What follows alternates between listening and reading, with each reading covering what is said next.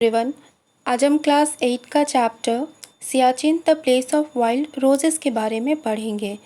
यह है unit 3A और यूनिट 3A का ये चैप्टर जो आज हम पढ़ेंगे ये इसका फर्स्ट पार्ट है। तो चलिए हम लोग स्टार्ट करते हैं। Before you read, think of the words loyalty, duty, respect, sacrifice, service. Whose picture comes in front of your eyes? Definitely a soldier.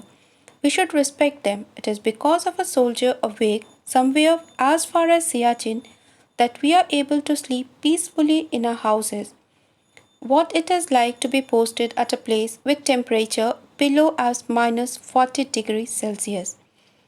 Students, आप मुझे बताइए कि जब भी कर्तव्य, आदर, बलिदान, सेवा जैसे वर्ड्स आते हैं तो सबसे पहले किसका नाम या किसकी छवि हमारे सामने आती है?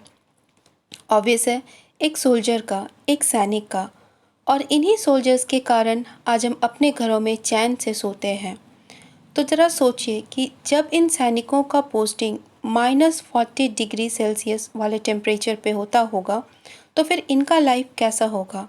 एक ऐसा टेम्परेचर, एक ऐसा एनवायरनमेंट जहाँ के बारे में हम सोच भी नहीं सकते, हम कल्पना भी नहीं कर सकते। उस जगह पे ये सोल्जर्स रहते हैं, ना सिर्फ रहते हैं बल्कि अपने देश की रक्षा भी करते हैं। तो आज इस चैप्टर में हम सियाचिन और वहाँ पे पोस्टेड सोल्जर्स और उनके प्रॉब्लम्स के बारे में जानेंगे। तो चलिए स्टार्ट करते हैं हम लोग। The name Siachen refers to a land with an abundance of roses. Sia in the Baltic language refers to the rose family plant widely found in the region, and Chen refers to anything found in abundance.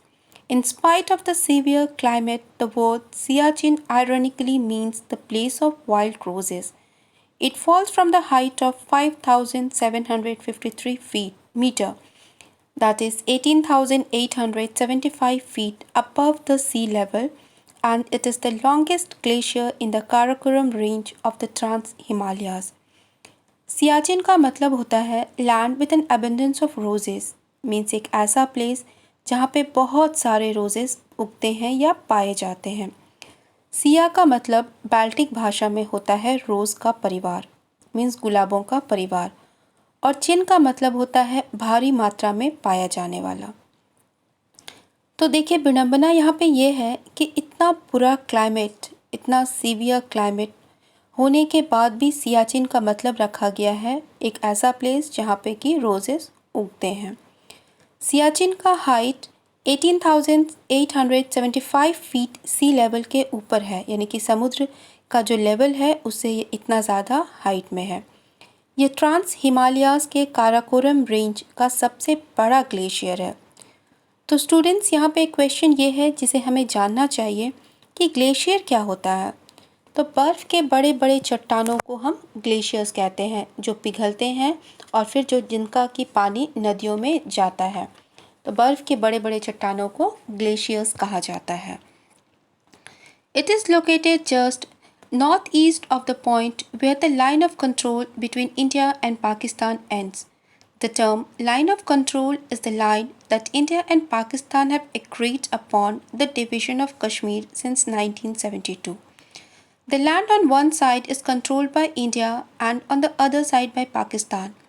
Both India and Pakistan claim authority over the entire Siachen region. तो जहाँ पे कि India और पाकिस्तान का line of control यानी कि LOC ख़त्म होता है, तो उससे जस्ट उत्तर पूर्व में ये सियाचिन स्थित है। आप इस पिक्चर में देखिए, जो सर्कल किया हुआ रेड सर्कल है वो है Siachen glacier. Line of control वो लाइन होता है जहाँ पे कि युद्ध के बाद इंडिया और पाकिस्तान ने 1972 में अपनी सहमति दी थी। इसका एक साइड में जो है कश्मीर डिवीज़न के समय में LOC बनाया गया था। इसके एक साइड में इंडिया का कंट्रोल है और दूसरे साइड में पाकिस्तान का। लेकिन दोनों पूरे सियाचिन रीजन पे अपने अधिकार का दावा करते हैं। दोनों का कहना है कि ये सियाचिन उनका है। इसके बाद क्या होता है? Between 1984 and 1999, frequent fighting took place between India and Pakistan to take control of the region. Siachen Glacier, with all major passes, is currently under the administration of India since 1984 and forms the part of the Leh district of Ladakh, while Pakistan controls the region west of Saltaro Ridge. In 1984 से लेके 1999 के बीच लगातार India और पाकिस्तान में LOC के control को लेके लड़ाई हुआ था, युद्ध हुआ था। मीन्स 1984 से लेके 1999 के बीच में इंडिया पाकिस्तान के बीच कंटिन्यू वॉर हुआ था।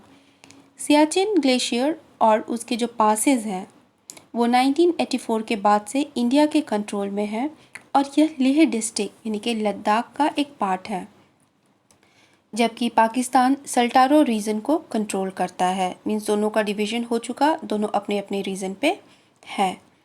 India has also built the world's highest helipad on this glacier at a place called Sonam, which is 21,000 feet above the sea level.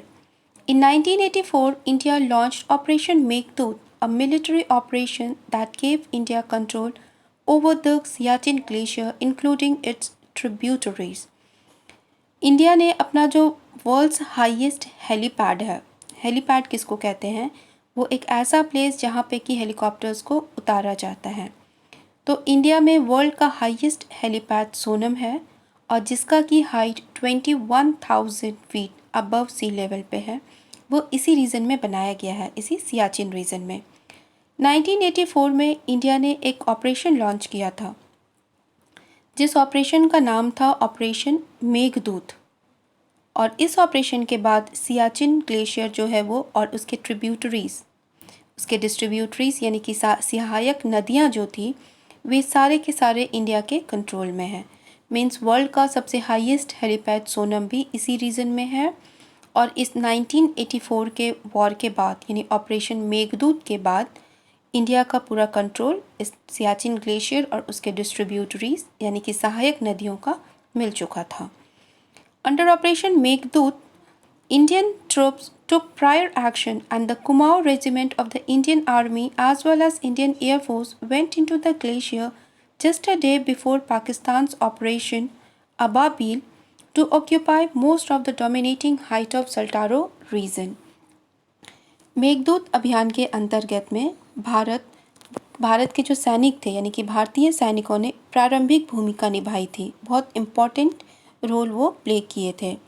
और इंडियन आर्मी के कुमाऊं रेजिमेंट और इंडियन एयरफोर्स जॉइंटली एक साथ पाकिस्तान के operation अबाबिल के ठीक एक दिन पहले ग्लेशियर पे पहुंच चुके थे और उसके बाद फिर उन्होंने अपना जो कंट्रोल है वो कर लिया था। पाकिस्तान का जो ऑपरेशन था अबाबिल, वो चाहते थे कि सल्टारो रीजन जो उनके कंट्रोल में है उसके आसपास के एरियाज़ को वो अपने कंट्रोल में चाहते थे, लेकिन उनके इस जो इरादा था या उनका जो ये मकसद था उसको कामयाबी नहीं मिल पाया था। Not all Indian soldiers die here because of enemy action. Some die because of blood clot in the lungs caused by thin air on the high mountain. On an average, one Indian soldier is killed every other day due to extreme weather conditions. The soldiers call it General Glacier.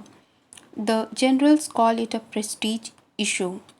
तो यहाँ पे जितने भी soldiers हैं, जो भी soldiers यहाँ पे रहते हैं, कि वे सारे के सारे सोल्जर्स का डेथ या जितने भी सोल्जर्स यहाँ मरते हैं उन सब का डेथ बस एनिमी अटैक से नहीं होता, यानी कि दुश्मन के एक्शन से सारे सोल्जर्स नहीं मारे जाते हैं। कुछ की जो मृत्यु होती है वो होती है ख़राब मौसम के कारण। उन सोल्जर्स की मृत्यु होती है क्योंकि वहाँ पे जो ब्लड, उनका जो खून होता है वो ठंड के कारण जम जाता है, उनके लंग्स का खून जम जाता है और जिसके कारण उनका डेथ होता है। तो सोल्जर्स इसे जनरल ग्लेशियर के नाम से कहते हैं और इसे वो बहुत ही ज़्यादा सम्मान की बात मानते हैं। अपने आप को अपने देश के लिए बलिदान करना बहुत ही ज़्यादा गर्व और सम्मान की बात होती है। और कुछ सोल्जर्स जो है वो एनिमी अटैक से मरते हैं और कुछ ख़राब एनवायरनमेंट के कारण भी डेथ हो जाता है। They sacrifice their lives because they love their country and want to keep her borders intact. The soldiers gathered round the funeral pyre of their comrade on the bank of river, frozen Nubra River is a familiar sight. Fighting back the icy winds and flakes that sting the face like thorns, they come to pay their last respect to one of the Siachen warriors. सैनिक खुद को बलिदान कर देते हैं क्योंकि वे अपने देश से बहुत ज़्यादा प्यार करते हैं और वे अपने जो बॉर्डर्स है उनको एनिमी से बचा के रखना चाहते हैं, अपने बॉर्डर पे आँच भी नहीं आने देना चाहते हैं। तो जमी हुई नुब्रा नदी के पास सैनिकों को अपने जो साथी जो एक मरते हैं उनके चिता के चारों ओर इकट्ठा हुए आए दिन देखा जाता है। एक तरफ बर्फानी हवा और बर्फ़ के जो छोटे छोटे कण होते हैं वे चेहरे पे ऐसे चुभते हैं माने कि कांटे चुभ रहे हों। लेकिन ऐसे भी एनवायरनमेंट में सोल्जर्स वहाँ अपने जो सियाचिन वॉरियर्स हैं, सियाचिन में लड़ने वाले योद्धा हैं, उनके प्रति अपना सम्मान व्यक्त करने के लिए वहाँ पे वो इकट्ठा होते हैं। मीन्स वे अपने एक साथी जो कि एक्सपायर करते हैं, जिनका कि उस ख़राब मौसम के कारण डेथ होता है, उन्हें वो सम्मान देने के लिए नुब्रा नदी के पास आते हैं और सब वहाँ पे एक साथ उन्हें रिस्पेक्ट करते हैं, उन्हें कि अपना ट्रिब्यूट देते हैं। ये सब जो दृश्य है वो वहाँ पे आए दिन देखा जाता है। तो स्टूडेंट्स, हम सोच सकते हैं कि एक तरफ तो एनिमी अटैक है कि किस तरह से उन्हें अपने दुश्मनों से अपने आप को, अपने देश को, अपने बॉर्डर को बचाना है, और दूसरा किस तरह से उन्हें एनवायरनमेंट से भी लड़ना है, उस ख़राब एनवायरनमेंट से उन्हें लड़ना भी है। तो स्टूडेंट्स, ये था first part of the chapter. Second part हम लोग अपने नेक्स्ट वीडियो में पढ़ेंगे। आई होप तब तक आपको ये वीडियो समझ में आया होगा। Thank you.